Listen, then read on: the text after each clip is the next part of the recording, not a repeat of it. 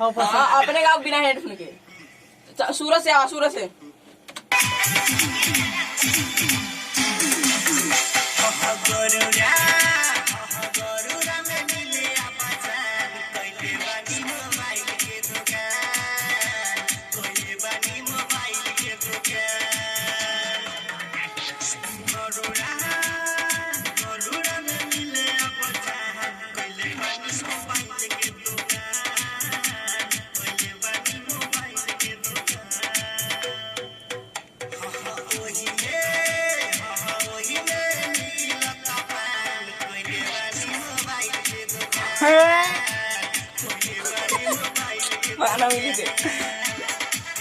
याद है तू जीते मामा से पाने बेच